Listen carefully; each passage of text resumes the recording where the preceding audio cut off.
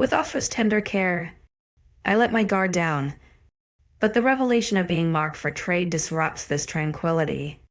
I must uncover the truth behind this deal to find true safety. 56.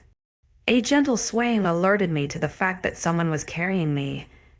I firmly pressed my head against a clean-smelling shirt. My legs draped over a strong and sturdy arm. The entirety of my body was warm and fuzzy, and the smell of their cologne was enough to have me hum with content. Pushing my head further upwards, I pressed my face into their throat, feeling their body vibrate with a growl. I knew that growl anywhere. Asra?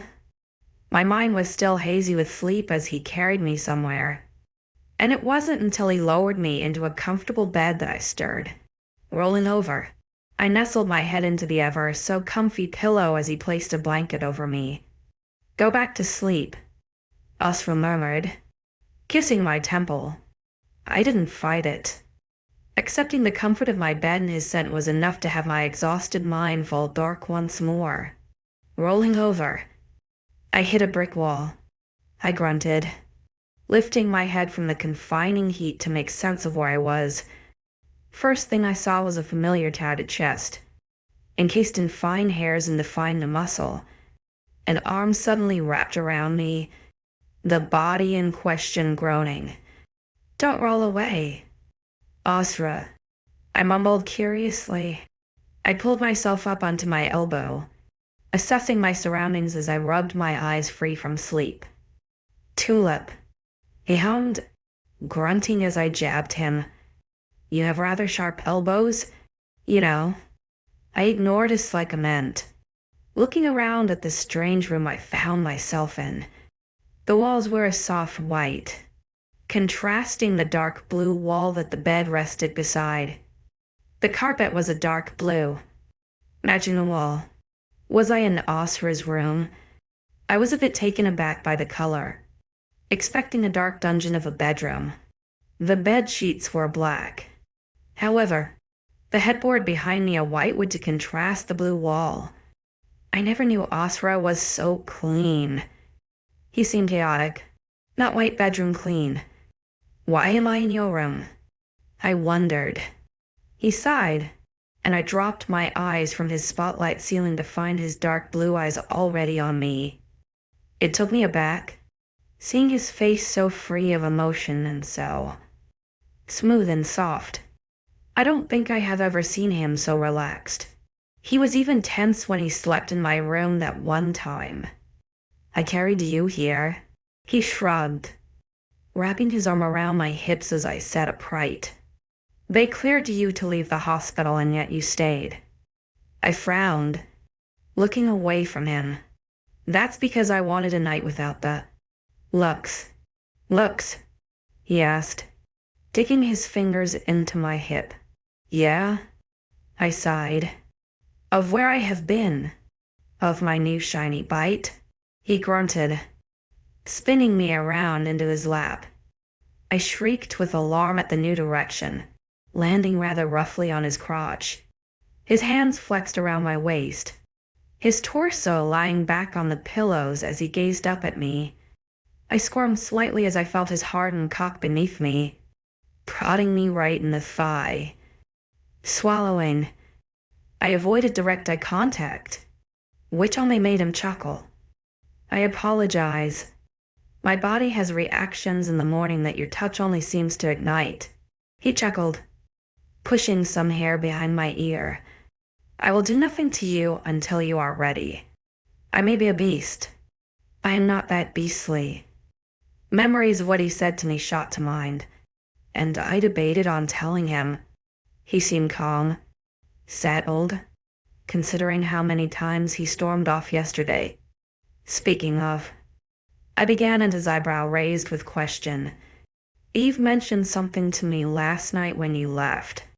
"Oh, she did." He frowned. "Something upset you?" No. It's just, she told me what comes after the mark. About the crazy hormones and intense need to procreate." I stammered. His frown dropped as his lips twitched with amusement. Procreate? I flushed with embarrassment, swatting his chest lightly, his hand raised in defense as his laughter rumbled our bodies. Crossing my arms, I glared down at him as he tried to settle his amusement. You mean fuck? Tulip. How long before I fuck you? He teased, his hands making their way back to my waist. I shivered at the touch of his hands on the light fabric of my clothes.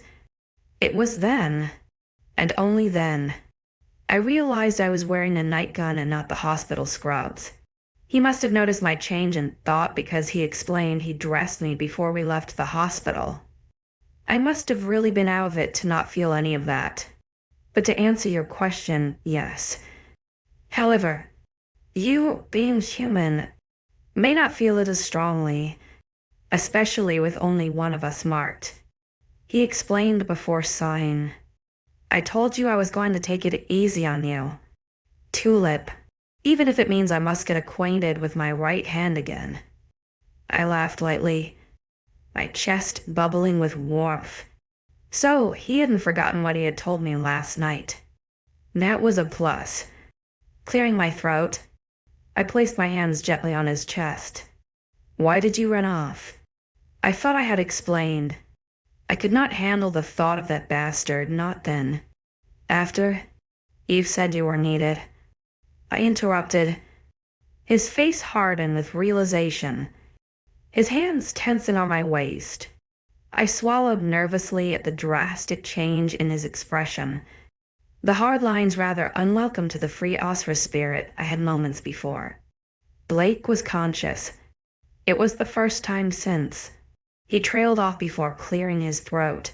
He demanded to see me, so I interrogated him. Did Eve come back to you? His grimace deepened. No, why? Which means she didn't tell him I was to be sold. I exhaled shakily, shaking my head as I mulled it over. I couldn't hide it from him. He said he would be there for me, always, so I had to tell him. I just needed to do it and wait and see the consequences. Right? Right? If I tell you something about that night, promise me you will not stomp away again. He grumbled. You make me sound like a naughty child. I quirked an eyebrow. You have done it twice now. Third time is a charm, he quipped, smirking. What is it? Blake was not the one who wanted me. He said no harm would come to me. I swallowed. He said he was just the trans friend that using me would not affect the deal because of that. Ezra had gone frozen beneath me, his fingers digging so tightly into my waist that I gasped in pain. It caused him to startle, blazing dark eyes flying to mine with alarm as he released me. His hands moved away like I had been the one to brand him, staring with acute horror as his Adam's apple bobbed in his throat. I'm sorry. Tulip. It's okay. I'm fine. I shook it off, wincing at the feeling of a fresh cut. Most likely a claw. I thought. How amusing. Though, I lay in bed with a demon. With a beast. The enemy. One who could kill me in an instant, yet also one who had marked me as his. Anyway, I continued, clearing my throat. In short, what's wrong? He asked softly. It's nothing. I Blake. They had said there was a deal. I was part of a deal. A trade? I rambled before gushing it all out at once. There was to be a transfer, and he said that the other guy had weak senses so he wouldn't know what happened. Someone wanted to. By you. He cocked his head, although I could see the darkness slowly swirling as his beastly instincts came to light. He stole you from me, drugged you, hurt you and then wanted to sell you, yes. I whispered as his whole body grew stiff. Did he say who? He snapped. And nothing like that. Most of the time, I was out of it. I muttered, awkwardly, Goddess? 𝐿𝐤, you make it sound like it was nothing more than a slap to the face. Asra growled, moving his hand up to cup the back of my head. Blake took you without consent. You need to realize this, not brush it off. He deserves punishment. I swallowed, feeling restricted as his entire forearm made my body seem short. I understand. It's just easy for me to swallow this type of pill. His eyes narrowed, hands clenching in my hair. I have changed my mind. My eyes widened with surprise as my fear skyrocketed. What? I will no longer kill this Darius human scum. But I am going to slowly torture him. Rip him up piece by piece. Skin him alive and bring him back from the dead. Only to do it all over again, he snarled. I shivered, my body reacting to the moment more than I would have liked. The bite on my neck throbbed, burning with an unscratchable itch. I closed my eyes to savor it. The bond seemed to like Asra's reaction. This was going to take some getting used to, he growled. Everyone in your life seemed to hurt you, 𝐿𝐤, and I am going to make sure they all suffer. Okay? Heavily exhaling, my lips felt dry with fear, yet my body burned with lust. Damn, even giving my body ideas. Okay. I breathed. Good, he snarled. The hand around the back of my head pushed me down until I was lying on top of him. He molded our lips together, and I felt my body giving like putty. He was urgent, possessive, like flaming my mouth and running his tongue along mine. I allowed him the feat, letting him take my mouth to calm his beast within. It felt amazing, though. Don't get me wrong. The more his hands wandered my body, the more mine trailed the tough muscle of his shoulders and chest. The longer I stayed here, I feared that what he said may come true quicker than I realized. With that thought springing to mind, I pulled away from him with ease. His head fell back into the pillow, allowing me the space to breathe. Are you okay? He wondered. I should ask you. I laughed, running my tongue along the newly reopened cut on my lower lip. Thought you were going to go wolf on me for a moment there. His chest expanded, rising me up with it. As much as I want to destroy Blake, I already did enough of that last night after he tormented me with what he did to you. I winced. I'm sorry. It's okay? He shook his head. I have seen it all in my head now. From you. So it didn't hurt me. Just him. His wicked grin would have sent even the toughest wolf running. I didn't want to think about the gory details, so pulled myself back to sitting. I need the bathroom, I announced, tapping his shoulder with a smile. And I need to see my brand? Brand, he smirked, eyes drop into my throat. His hand pushed my hair to the side, running his thumb along it. It caused a bolt of lightning to send my heart racing and core tightening. He growled in response, which only seemed to make me more stimulated. Stop. I breathed, and he removed his hand. Sorry, he murmured, rising from the bed with me wrapped around his waist. You respond well to it, which means you have accepted it. I cannot help but touch. The bathroom door swept open, a gentle shoozing sound along the laminate. A light flickered on without touching anything, and I admired the large golden jacuzzi in the corner. Then, as the door shut, I found the actual star of the room, the world's largest walk-in shower, bigger than my entire bathroom back home. There was a multitude of heads, drains, even what appeared to be lights and speakers. The floor was a white marble with gold encrusted throughout. The only simple thing in here seemed to be the toilet, and even that looked fancy and square. I have never seen a square toilet seat before. How peculiar. Asra jostling me had my eyes darting to him. He cocked his head, and I turned to find my own eyes staring back. A mirror. My red hair was wild and greasy, the skin beneath my eyes tired. However, my skin had never looked so supple and refreshed. I was always pale, with light spotting of freckles along my cheeks and arms, so skinny from the lack of a decent diet. But no, despite the hair and the fatigued eyes, my cheeks were flushed and supple, my lips rosy and skin relatively spot-free. How did I look so? Airbrushed. What was this damn mirror? I was about to lean forward to find out when Asra's hand pulled my hair away from my neck to reveal the skin underneath. I had to admit I expected blood and gore, but I was dramatically surprised to find the complete opposite. Right below my ear, along the top of my neck, was a shiny white scar in the shape of a bite. No scab, no pink flesh, just smooth and touch skin. It was amazing. 57. Double up day treat 56 first. My fingers left Asra's shoulder to trace over the healed scar on my skin. It sent a shock of fire down my body like a thunderbolt.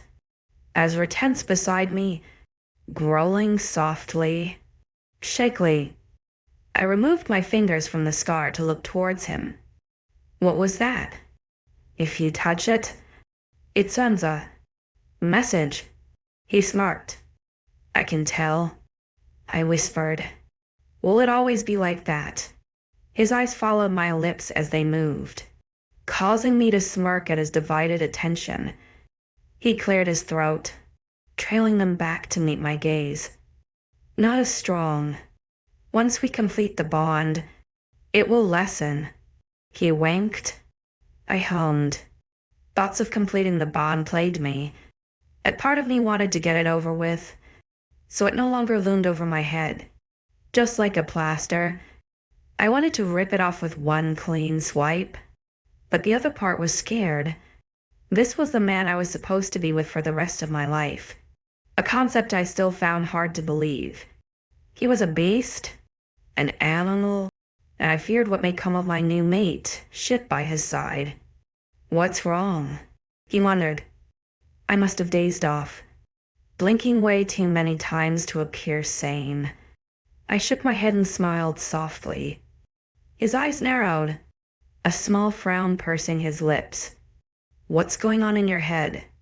You daydreaming. I cursed, apologizing. I didn't mean to.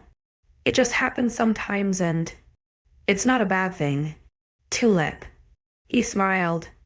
As I told you before, I find it endearing. I flushed, dropping my eyes. Yes, you have said that. So, listen to me. His hands tightened on my waist. I squirmed slightly in his hold, his fingers digging into my waist. His eyebrows rose at the gesture and I narrowed my gaze at him, sending him a clear warning of what would come if he even dared. Slowly, I watched as a wicked smirk creased his cheeks, his tongue darting out to wet his lips. I tried to pull away, but his fingers were in deep, clutching onto me like a vice. Don't! You dare! I glared. Oh, I dare. Tulip. He grinned, and then all hell broke loose. His fingers dived into my waist, causing me to squawk like a bird in an attempt to escape him. Nervous laughter bubbled out of me as he continued to tickle me. My writhing attempt of escape was doing me nothing but making me lose more breath. Asra pulled me close as I embarrassingly squealed and laughed for him to let me go. I tried to get a spot on him, but he was as solid as a rock. I found not a single ticklish spot in my pathetic attempt to escape. With my body desperate for oxygen and a stable non-jello ability, I racked my brain for an answer. When it came, I knew it was my only way out. Freeing one of my arms from Asra, I was quick to cut the mark, teasing it with my fingertip. He froze as the amazing, core-clenching pleasure warmed my body, still not breathing from the intensity of the mark. I pulled myself free before letting go completely. Once the buzzing fire stopped, I looked up to find Asra stuck with the most noticeable tent in his pants as he glowered at me. "Come any closer." And I do it again. I panted. His eyes narrowed. "That's not fair. Neither is tickling." I scowled, my chest heaving.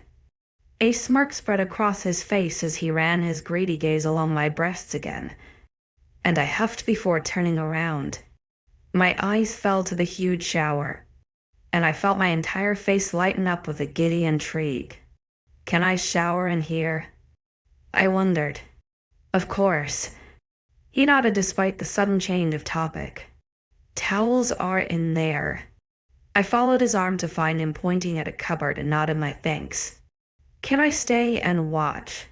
he asked, crossing his arms. My immediate answer was no. I knew it before I even looked back towards him. But there was a fire within me, one that demanded payback for my ticklish demise. He enjoyed a taunt, he enjoyed a tease. So with that in mind, I was determined to get my revenge. "You can stay, but you cannot enter the shower." I crossed my arms and lifted my chin. His eyes widened, his face contorting with a brief sense of disbelief. "Really? Well, yeah. I need to know how this shower works." I winked before turning around to grab some towels. He remained dumbfounded, and only when I made my way over to the shower did I let the grin spread across my face.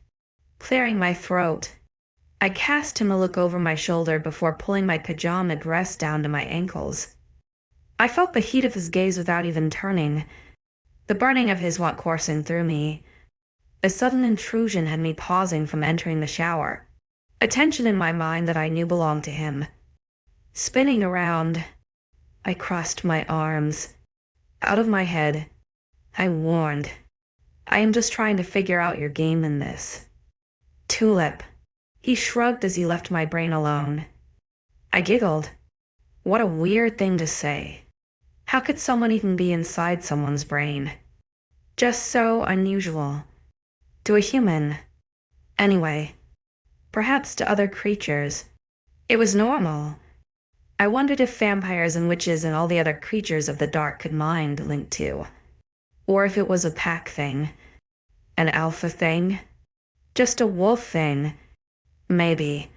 "Tulip, I asked, meeting his gaze. His small laugh startled me more than his melting gaze. "Nothing. Tulip. Enjoy your shower." I shrugged it off, nodding and entering the huge cubicle. It was cool in here. My skin PB blind with goosensed. Eyeing up the many showers. I did not know which one I even wanted. We had showers back in Evermore. Of course. They were just less electric and more pumped from the ground that took ages to warm up. Which one do I even use? I whispered to myself. The one to the right is usually my favorite. Asra hummed. I cast a glance to find him perched on the sink vanity, his broad shoulders taking up most of the space between the wall and mirror. Swallowing nervously, I eyed the one before me. One appeared to have the temperature, and the other had different settings. I chose a temperature first, going for slightly warm to test it out. My hand settled around the other nozzle end. With a quick turn of my wrist, the large and square nozzle right above me turned on. I squealed, not expecting the sudden onset of cold water, and leapt out the way. Asra's deep baritone laughter vibrated through the room, and I shot him a glare as I huddled into myself. Not exactly the sexy, teasing shower I had in mind. Sticking my hand out and turning the knob on the wall, I waited until I found a desirable temperature, stepping beneath it. The soft rainfalls of water took me away. The shower head itself was so large that not a single piece of my body remained unbathed. I think I may have to shower more often in here to make sense of all the different settings. Running my hands through my hair, I made sure everything was good and wet before opening my eyes and searching for shampoo. I washed my hair leisurely, meeting my fingers through the knots that had appeared over the past few days. I owed it to myself as the rich scent of honey took over my senses, not taking Asra for a guy to have such a scent. Rinsing my hair, I went for another round, the foam lathering my head more than the second time round. Soon I was on to conditioner in a matching bottle, and whilst it settled for a moment, I took hold the first soap I saw. I wasn't sure about all these different bottle systems, but I could at least read the labels to understand what they were for. All that was actually in the shower was one bottle of each kind, so it wasn't hard for me to mess up, I guess.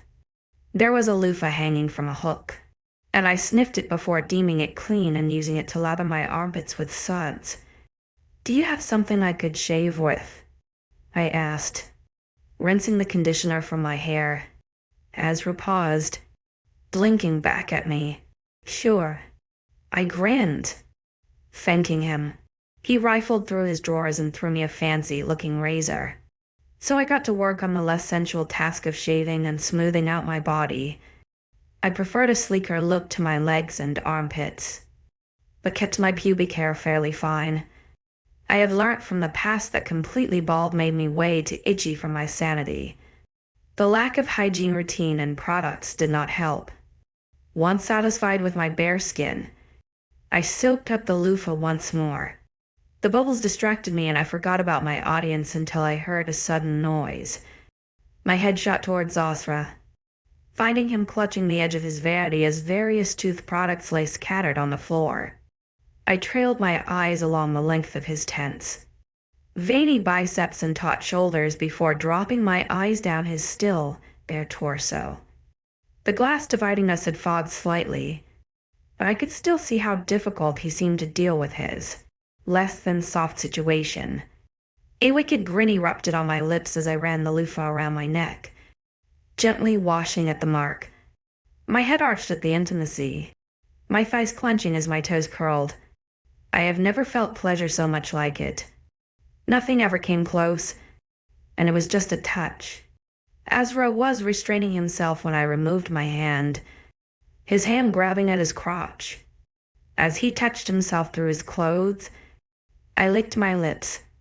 I should have found it disgusting, or offensive, perhaps, but the fact he was struggling had my body burning with excitement. I actually had power over him. Rinsing the soap from my body and hair, I kept my eyes firmly locked on him until I turned the dials off. Stepping from the shower, I wrapped myself in a towel before doing the same to my hair. Asra was fast to leap from the vanity once I was covered and grabbed me by the face.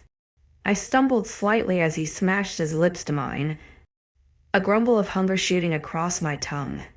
I moaned, arching my neck into him when his hand moved to trace the bite mark. "Asra, you're a teasing little minx," he growled, sucking the water from my skin. How hard it was for me to hold back. I hummed, enjoying the way his lips felt along the quickening of my pulse. Despite the horny, lust-driven haze, I had nothing but respect for the man. He had stayed where he was, kept his hands to himself until I covered and never pushed me to do something. It was perhaps a low bar to jump over, but I have never been so appreciated. Pulling away from me, Asra pecked my lips once more before turning around. I watched patiently as he reached under the sink and pulled out a basket with supplies inside. My eyebrows furrowed, seeing the various arrays of things inside. I recognized a toothbrush and paste, but the rest was a mystery. "This is for you. I had it prepared a while ago," he admitted, placing it on the vanity. My heart swelled with warmth as I ran my hands through the products. I did not recognize any of them, other than what appeared to be moisturizer, but then there were too many versions of it for me to comprehend. I appreciated the gesture. AP's probably never used so many products with their freakish healing skin. "You got me all these," I whispered, finding one that appeared to be hair oil. I admittedly had Piper help. Asra shrugged. I take it you don't know what many are. I don't either. We laughed in sync, and I peeked at him from the corner of my eye. He was watching me curiously, gauging my reaction. I raised my head and smiled gratefully at him. Thank you, I smiled. Perhaps I should ask Piper what they all are. He snorted, nodding. I will send her on our way. My head cocked. You are leaving. His tongue darted out to wet his lips as he scratched at his neck. Yeah? You need some girl time, I think. I have to sort something out first. I will meet you down for breakfast. Though? I nodded, swallowing down the nerves. Okay. Breakfast is half an hour. He smirked. Have fun. Pressing a kiss on my temple, I watched as Asra swiftly left the room. The front door clicking loudly through the room was the last piece of him before he left me completely alone. I turned my attention back to the products before me, pulling out one that said body moisturizer. May as well see what they're all like. 58TW, weight fat skinny related conversation. I was elbow deep in products when the bathroom door swung open. I jumped in surprise, grabbing the first product and throwing it at the intruder with a loud cry of shock. They screamed, causing me to raise my eyes to find the owner of the voice. Piper stood in the doorway, her hands on her hips as she glared at me. 𝐿𝐬. I sighed in exasperation. What are you doing storming in here? Why are you chucking things at me? I asked first. I huffed, placing the remaining products back on the side. She laughed, shaking her head as she walked closer to me. Her eyes ran along the various products. Quirking an eyebrow. You have no idea, huh? She smiled softly. I shook my head. We just did some simple things. This is a lot. She nodded, a grin breaking free on her face. Good job, you have me. Not forever, though. I huffed as she forced me to sit on the toilet lid. Oh, don't be like that. We are neighbors after all. But my welcome is going to be shorted now. She frowned, raising a few bottles into the light. What? Is it why? I questioned, my heart clenching at the thought of her leaving me. Yeah? Now that Asra has taken a mate, I am here for no reason. My stay was only on the conditions of mateship, so... She sighed, opening a bottle and bringing it to her nose. That's not fair. I frowned. Can't you just live here? I could. She laughed, pasting my cheeks in the silky cream. But I am an alpha's daughter, so it would cause a lot of hassle. Well, say it's temporary. That you are my emotional support animal. I grinned, shutting my eyes as commanded by her fingers. She burst into laughter. Was that a wolf joke? I shrugged, smirking. Maybe. She giggled. Oh, 𝐿𝐬. I think leaving is going to be so much harder this time around. I truly have found a friend in you. I peered an eye open to find her pouting down at me, so I reached out and grabbed her knee in comfort. Me too. You are the first real friend I have here. You make me feel comforted. Supported? I conveyed my truth. She smiled through watering eyes. That's why I'm the emotional support animal. Right? Through teary laughter, Piper continued to help guide me through the various products that now lay in my possession. I could mostly identify which product was which, and she even helped me organize them, so they were easier to find. By the time we had finished, it was time for breakfast. Now dressed in a knee-length baby blue summer dress, I awkwardly ran my hands down the floaty skirt. The reality of my current situation didn't quite hit me until we reached the elevator and the wolf inside bowed their head. Even now, walking down the final corridor to my doom, I felt the nerves grasp at my chest and constrict my airways. "You're going to be fine," Piper mumbled. She must have noticed my fearful expression because she smiled, pulling me tighter to her side. "You have Asra," I snorted. "I barely know him." "He marks you. You are together in the pack's eyes." She raised an eyebrow. "Still doesn't change the fact I know little about him other than the strange feelings he gives me," I muttered. She pouted, patting my hand that rested across her elbow. "Then make time for each other. You cannot run a pack when you barely know each other. Run a pack. Fucking brilliant. I have to run a werewolf pack." "Thanks, Piper, for that wonderful reminder," as we enter the dining room full of dozens of wolves. "Come on. We can't hover out of you forever, girl," she chirped, pulling me ahead. Without a second to protest, she pulled me into the dining room. I expected hordes of people to crowd me, tons of eyes to pierce into my soul and suck my life force from my body. I predicted questions, infinite amounts of people wanting to touch me, talk down to me. But what I expected and what actually happened must have been in a completely different universe. When I ended with Piper on my arm, barely anyone looked up, and those who did dropped their gazes with an immediate nod. It unnerved me more than I thought it would. The lack of soul-sucking definitely made all of my adrenaline cut off half. Wait, stuck with no where to go. Do I hyperventil a tour go dizzy? Do I just breathe and calm down? I don't know. "𝐿𝐤?" A warm voice called to me. I turned around, my freshly washed hair smacking me rather inelegantly in the face, to find Asra stood by a table. He gestured me over and Piper tried to sneak away, but I clung onto her like a lifeline. She grunted as I pulled her over towards the alpha, whose gaze never flickered away from me. Stopping before him, his hand came out to stroke down my cheek, the faintest of smiles on his face. 𝐿𝐤𝐧𝐼 on my skin at his warming touch, a shudder shaking my shoulders as my eyes found his. "You made it," he smiled softly. "Barely," Piper snorted.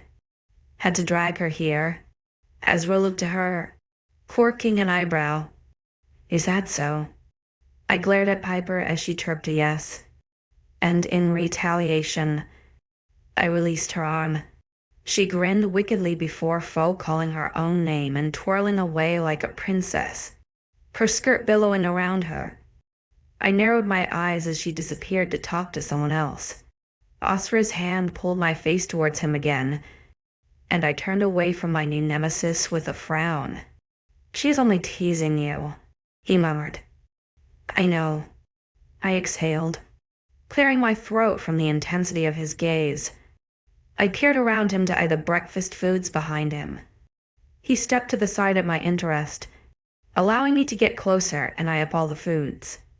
It seemed barely touched, still hot and steaming.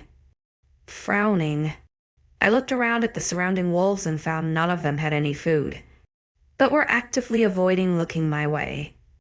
Why is it so? Untouched, I wondered. Tradition states 𝐿𝐤𝐧𝐼 eats first. He smirked. "In packs, the head female eats first." I flushed at the fact I was the supposed head female, a small O leaving my lips. Asra's soft chuckle was a sound for sorry ears as his hand came to wrap around my waist. He guided me around the buffet, not allowing my eyes to wander from the food. I noticed whenever I went to fidget or look around awkwardly, he was quick to distract me. When I caught on to his actions, my heart warmed with the thought of his attentiveness. How had he picked up on my habits when he was barely around me? With a plate full of my favorite hot breakfast foods, Asra led me over to a table and pulled out my chair. I thanked him softly, sitting down and grabbing my fork. I felt more than one gaze on the side of my head now, especially when Asra took the fork from my grasp. Looking up at him, I was about to spit a protest when he suddenly filled my mouth with scrambled eggs. Glaring. I chewed slowly and deliberately, not taking my eyes from his hovering body behind me. As soon as I swallowed, it was like an animation suddenly came to life and wolves lined up around the buffet. I felt awkward as they brushed by, happily chattering about their lives as they helped themselves to food. Asra sat beside me, a plate full of all kinds of meat and protein, and a large mug of coffee in his other hand.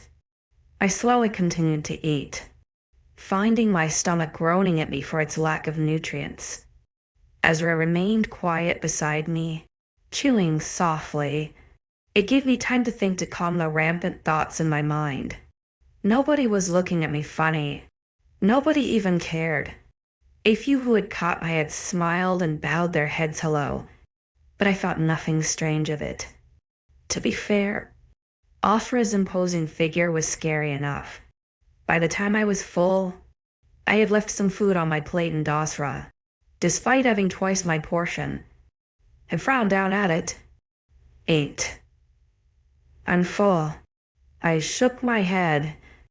His eyes darkened, a habit of his wolfishness. You need to fatten. I blinked, taken aback. I need to what? Fatten. He blinked as though it was a normal compliment. He must have noticed my dumbfounded expression because a scowl marred his forehead. What's wrong? Did I say something to offend you? He frowned. No, It's not what I expected to hear. How so? He cocked his head. I shifted in my seat nervously, staring at the table instead of his alluring blue eyes. I have always been told to eat less. He grumbled. No more of that. If you get sick, and I am not there to aid you, how will you survive? I shrugged. I've survived this long. Asra sighed, grabbing my hand. When you bear my pups, you will need all the strength to feed them. Pups. I squeaked, my eyes widening. He was thinking of having kids already. He chuckled, his face lightening. I thought that would distract your worries. I huffed, going to pull my hand away, but he held on tight. I am only messing. Tulip, he smirked, bending close to kiss the side of my head. I will find you beautiful, no matter your weight or lack of makeup. I cocked my head, completely at a loss for words. This man was definitely something I needed to monitor. His mind seemed to run ahead, beyond the point that we barely know each other and towards the white picket fence family story. Right? I mumbled. After breakfast, Everett distracted Asra, so I sought Piper. Catching her eye, I made my way over to her. What's up? She chirped. Am I too skinny? I frowned. What? She squeaked, looking at where I pointed. Asra said he wants to fatten me up. Do I need to be offended? I asked. She sighed in relief.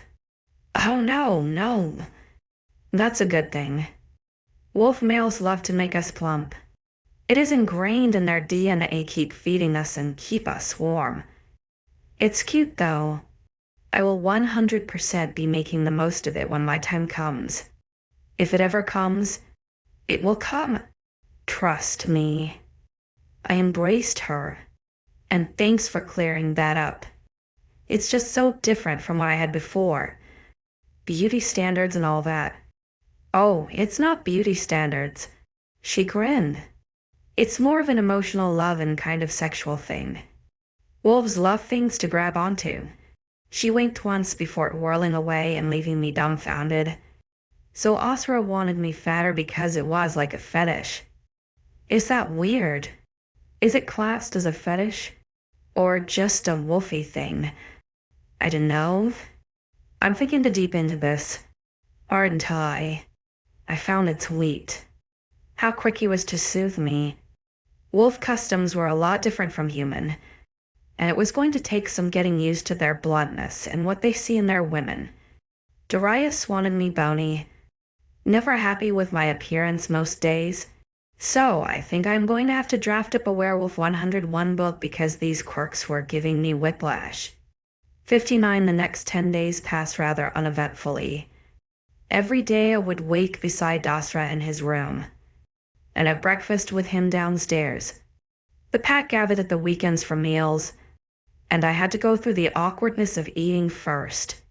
Then Asra would disappear after breakfast to go to work and would leave me wandering around the pack house.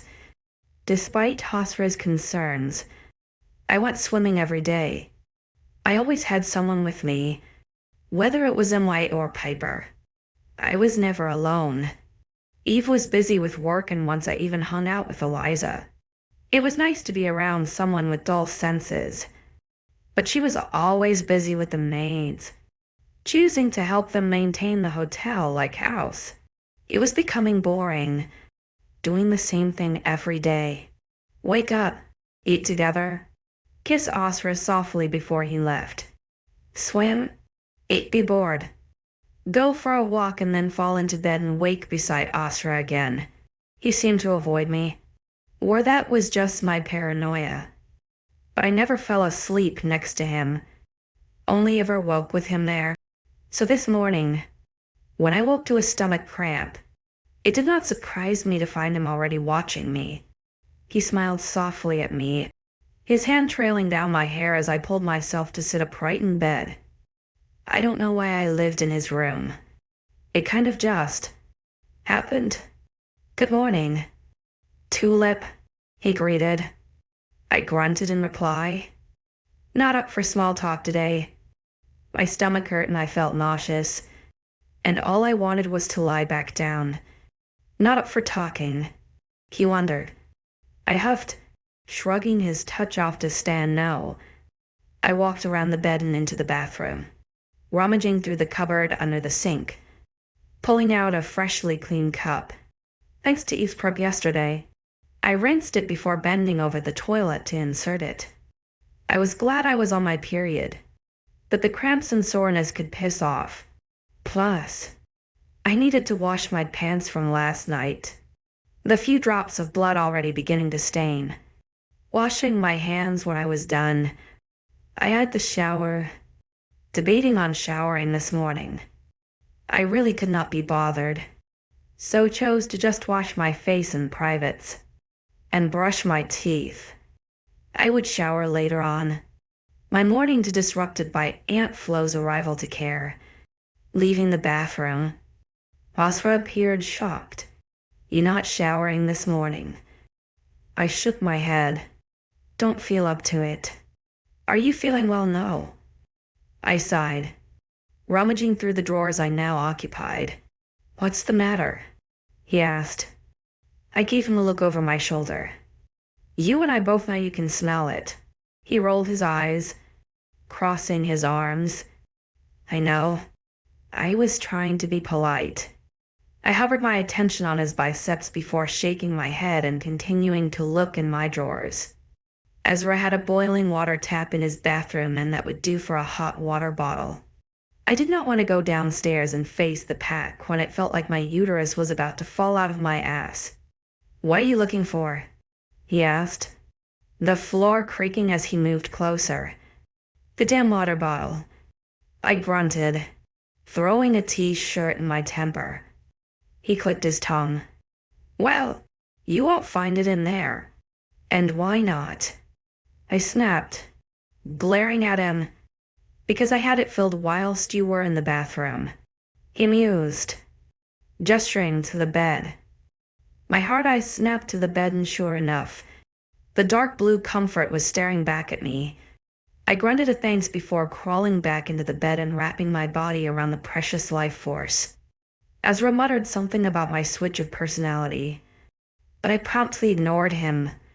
Want me to get you anything? He asked, moving to open the window. I shrugged. I don't know. I will get you some things, he murmured before the door clicked softly closed as he left. I sighed. hugging the blankets around me as I wallowed in my pity for a while. The first 2 days were always rough, but this one seemed to kick my ass. I haven't had one this bad since I was a teenager. Time passed slowly as I listened to the birds out singing their praises of the sunny day. At least nature had something to be happy about whilst I was stuck in here bleeding to death. A soft knock came to the door, and I lazily turned my head to look at the intruder. It was Asra, and I furrowed my eyebrows at his random need to be polite when entering. What? I wondered. If my attitude bothered him, he didn't show it. His grin widened, eyes flickering with amusement as he rounded the bed. In his grip was a paper bag. The contents a mystery. He placed it on the bed beside me, urging me to sit up. What is it? I said. I would get you things. He ran his hand through my hair. I didn't have the heart to bite his hand off, too curious by the contents of the bag.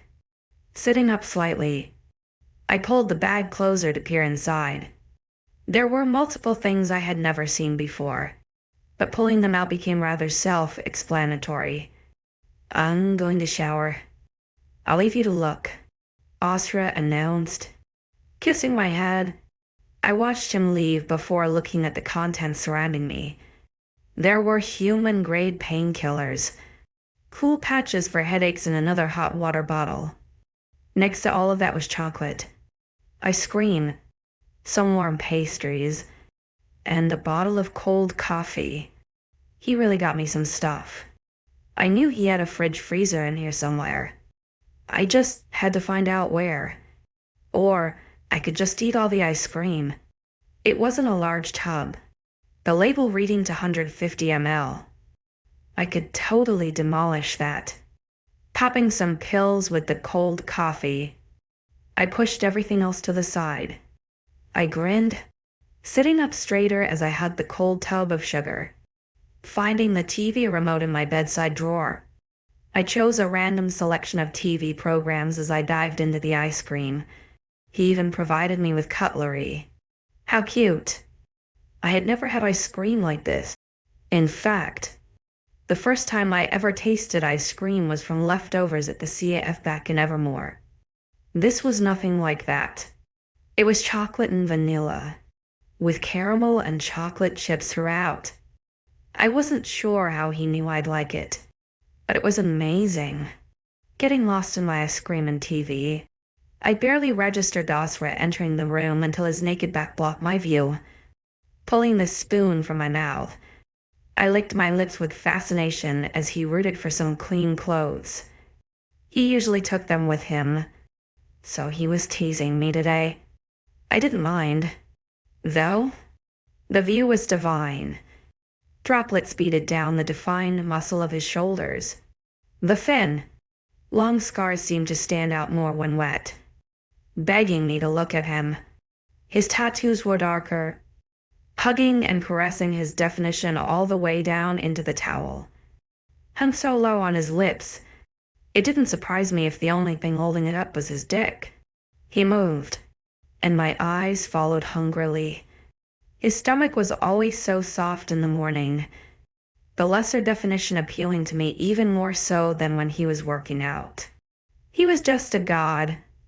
Really. I honestly did not see how anyone could fear such a magnificent beast. Asra cleared his throat, and my eyes snapped to his with alarm. Swallowing audibly, I waited for him to speak first. Like what you see. He teased.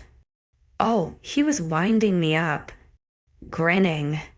I shrugged. I've seen better. His smirk dropped, his eyebrows lowering with annoyance. You have? Oh, yes. I nodded. Quite a few fine specimens around here. A low growl rumbled out of his chest as he moved closer, rounding the bed. Is that so, yep? I swallowed as he leaned over me. Then why were you fucking me? He smirked, his breath hot on my face. Why can I smell how much you want me? I audibly gulped, gripping the empty ice cream tub like a lifeline. At my lack of response, his wicked smirk erupted on his cheeks before his mouth descended to latch onto his mark. I shrieked, tensing up before melting into a puddle as his tongue teased it. A soft moan left my lips, my thighs clenching together as he massaged the scarring. Pulling away with a low hum, he wiped his lips with his thumb. Next time you lie to me, Tulip, I will have you over my knee. My eyes widened, but not with alarm. The thrill that rushed through me was intense, the bond now humming and begging for attention. I had kept my thoughts and desires at bay since he claimed me, but talking to me like that was definitely not helping the sexual demons hiding inside of my mind.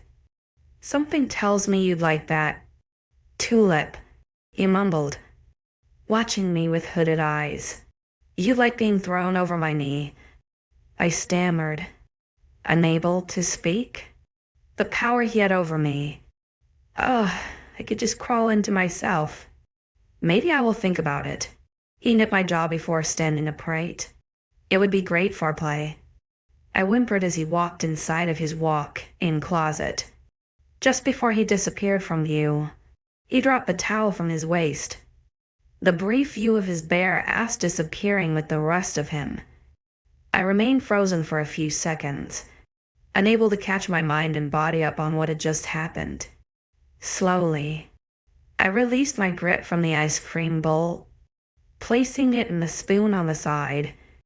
My hand fell to my hair, running through the ragged tangles as I let out a loud breath, falling into the pillows. I stared up at the ceiling. How was I going to survive the next few days around this man? He used sexual prowess. I could jump him right now and not even care how he took me. It was odd to me to want someone like that and to have their undivided attention in return. Asra made it clear he wanted to fuck me, to make me his and even mention children. God damn it. Am I meant to have his children? Is that how long I am going to be with this man? The rest of my life. My head spat as I groaned into my arm. The whole concept of living with him for the rest of my life was bizarre. Would I even live as long as him? Give me 20 years and I will have my first wrinkle. First gray hair with all of this stress. My body will deteriorate whilst he stays the same. My children would outgrow me in strength and age. Wait, would our children be wolves? Or humans? Would I have to give birth to a wolf? Fucking hell. Even the thought of pushing out an ostracized child had my legs clenching shut to never open again. Despite all the worrying thoughts, my stomach felt warm and full of butterflies. Asra wanted me. For life. He made no exceptions to that. In fact, he made it rather clear. I said I needed a few days, and then I got drugged and taken by Blake, and the conversation never happened again. Next thing I know, I have his claim and sleep in his bed.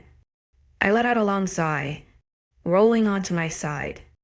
My heart hammered in my chest at the onslaught of thoughts. My chest ached, a sudden red overcoming me as the events of last month burned into my brain. I had been drugged, kidnapped and taken advantage of. They took away me from the place I regarded as safe, snatched me right out of the pack lands. People died because of it. My body suffered because of it. Tears burned in my eyes despite how hard I tried to force them away. My lower lip wobbled, my hands clenching at the pillow as I fought the memories away. I was scared. Tulip. I sniffled, keeping my head buried in the pillow. Asra rushed over at the first sign of my distress, falling to his knees before me, through blurry eyes. I watched his crestfallen face search my own for answers. Oh, baby, what's wrong? I managed to smile at the soft pet name. His eyebrows furrowed as he looked for answers in my expression. I stared back at him, quietly watching as he ran his hand through my hair. I had blocked him from my head since we marked, not liking the random intrusion headaches. But I could trust Asra, right? He had proven everything to me and more. He wanted a life with me, claimed me as his, and treated me well. Brought me period packages, for goodness sake, and didn't run at the first hint of Aunt Flo. That was a bonus in my eyes. So, with a soft sigh, I unfocused my mind, allowing him into the part of my head that was in a turmoil. His eyes widened, his Adam's apple bobbing in his throat before he let himself in carefully, seeking his answers. 60, I held my breath as the tension in my head increased. Asra kept his expression stern as he focused his attention on finding out what was upsetting me. I swallowed before allowing my most recent thoughts back into my mind, fresh as the moment I conceived them. His gaze hardened, and the crease between his brows deepened. Silence beat as loudly as my heart in my chest, my stomach churning with anxiety. When he eventually pulled his mind from mine, I let out a loud exhale. Asra ran his hand through his hair, his claws digging into the tangles. A small growl whispered past his lips as he stared hard at the blanket covering my lap. Eventually he sighed, taking my hands and holding my gaze. I did not know you felt this way, he murmured. You are safe with me, 𝐿𝐬. The affirmation of my name had my eyes closing to force-back tears. My shoulders sagged, my heart heavy with emotion. Asra stood, climbing into the bed to sit beside me, his arms wrapped around my torso, pulling me into him so my head rested on his chest. My body felt alive at his warm touch. Even when sleeping, we didn't get close like this. I could hear the pace of his heart, slighter, faster than a human. I assumed that was down to his quicker metabolism and healing powers. Nothing like that will happen to you with me around. His chest rumbled with each word. You are my mate, and holding even just my mark gives you the protection you desire. I rubbed my cheek along his chest. A silent answer of thanks. Blake cannot touch you anymore. I locked him in my dungeon. Asra continued. As for the buyer, I have my men raiding their camp today, hoping to find any paperwork. And then what? I sniffled. Then we will find anyone involved and I will kill them where they stand. He growled. I promise you this. I tried to swallow past the lump in my throat. The dread of his promise had my stomach churning with fear. How could someone just so willingly kill another person without guilt or conscience? You do not need to be scared. 𝐿𝐬, everything has just hit you all at once. He squeezed me. I think the reality of the situation, paired with being thrown into a normal life, has caused the shock to wear off. It sucks too. He chuckled softly, the sound shaking my head. Yes, I suppose that too. Did you like what I brought you? I smiled, squeezing the hot water bottle tighter between us. I do. Thank you. Why so embarrassed? Then, I am here to help you. I flushed. It's just odd. I still need to get used to some of the opinions living here. It is not opinion. Mere fact. Females bleed to ensure fertility, but it causes great stress upon your body and mind. The least I can do is make sure I look after you, he explained. And when you are pregnant, I will never let you lift a finger. There he goes again, wringing every piece of emotion from my heart like a wet towel. He noticed my distress. What is it? I hesitated before sighing. You say that so casually. You are my mate for life, 𝐿𝐬. You bear my mark, and it is only a matter of time before you are mine forever. A hand trailed down my shoulder to rest on my waist. It's just crazy to think about. I murmured. To me, it is normal.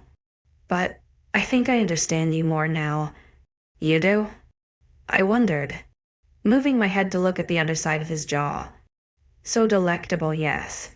What you have told me, shown me, he began, I can see how hard life has been for you, and I can see how much of a change it has been for you to feel comfortable in this new world.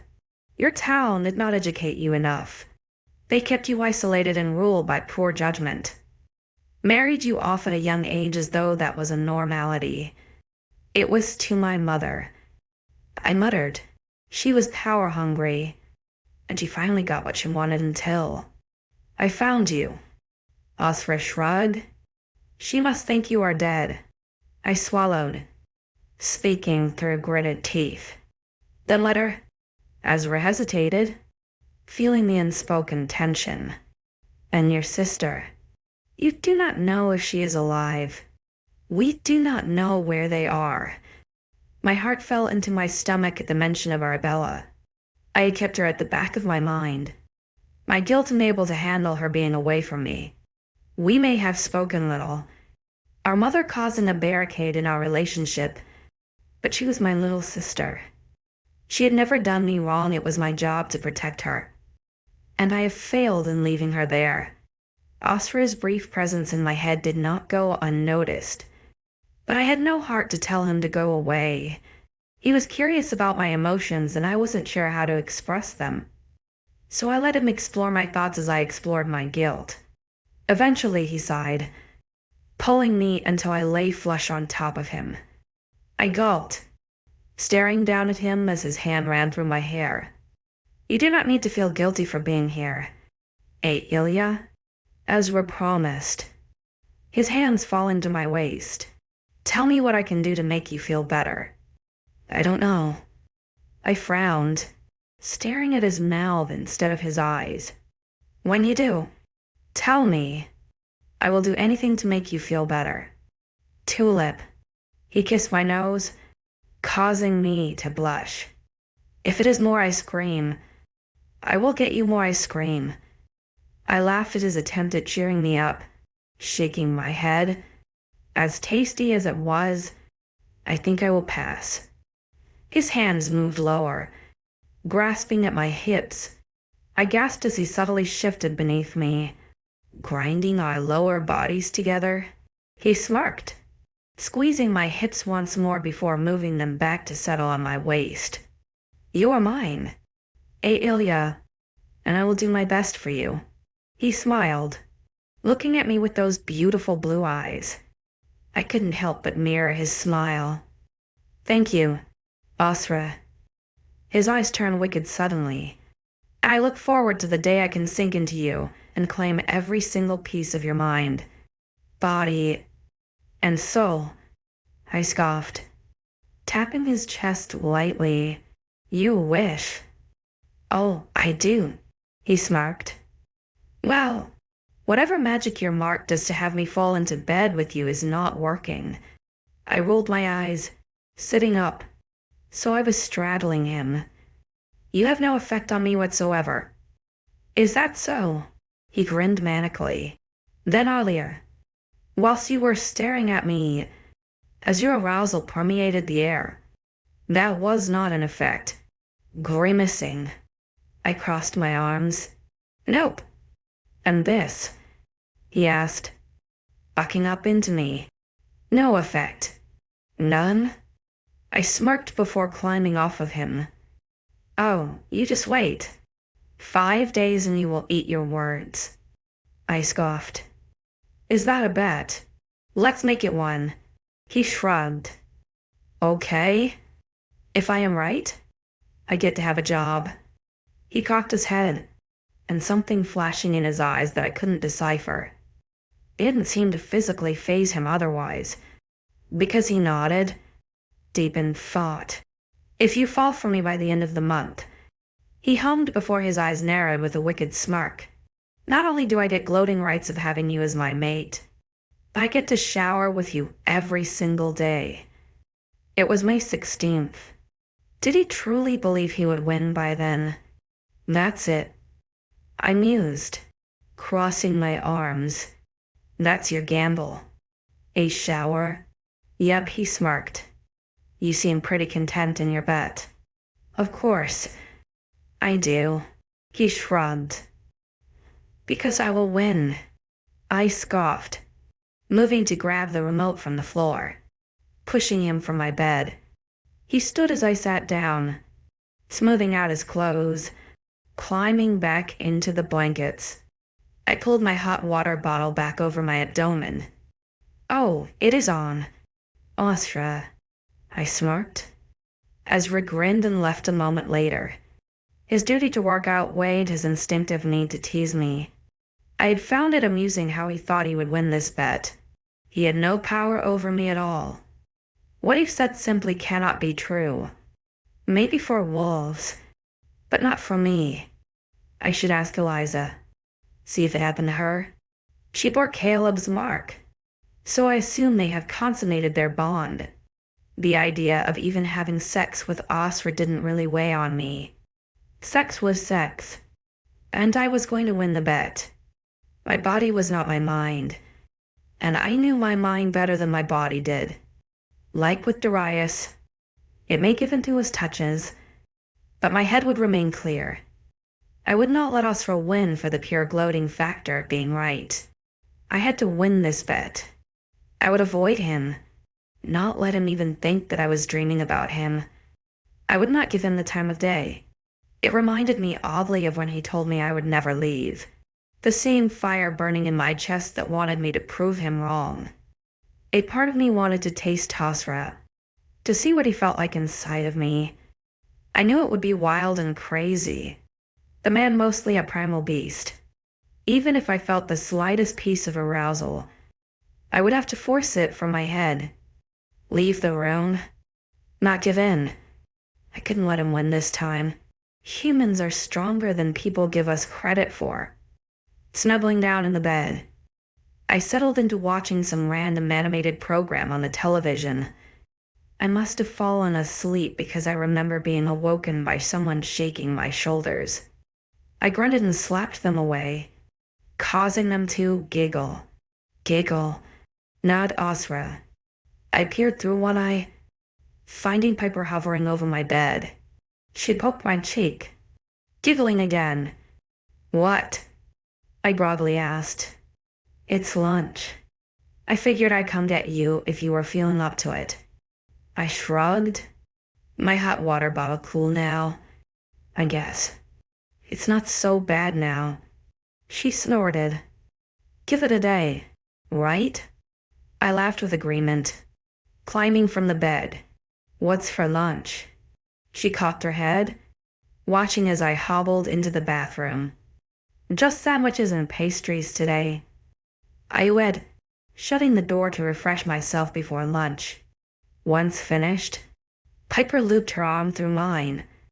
I knew I was going to get stared at being on my monthly, but I felt well enough to not care right now. Besides, I had an image to uphold, one that told Asra he did not affect me. Tomorrow I may have a different opinion. The pains and aches are always worse the next day. Plus, my emotional whiplash will most likely do a complete 180 and I will hate every single person in this house. But for now, lunch.